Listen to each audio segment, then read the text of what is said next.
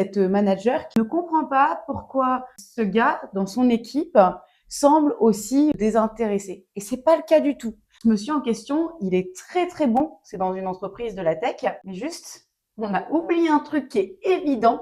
Ce monsieur, il est obèse.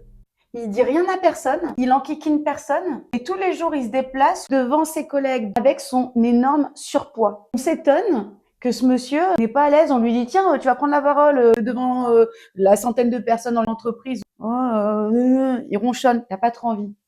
On a juste des fois oublié des évidences, c'est que ouais c'est bien, t'es très bon, t'es très doué, t'es très motivé, t'es ce que tu veux, mais t'es aussi un être humain.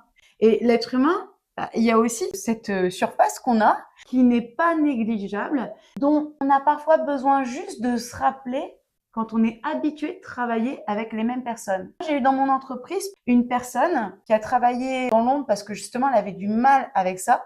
Et il s'avérait qu'elle aussi, elle était obèse. Et donc elle travaillait tout ce qui était graphique. Moi j'avais envie qu'elle soit plus en lumière pour qu'elle prenne justement plus de couleurs dans l'entreprise. Mais c'était un non négociable pour elle.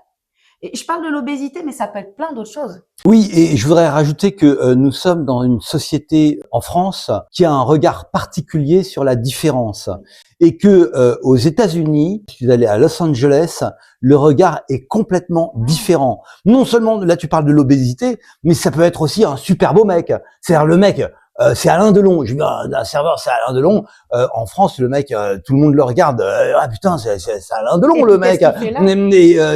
Alors que le mec, en fait, c'était super naturel. Hey, yeah, I come in French, you're French.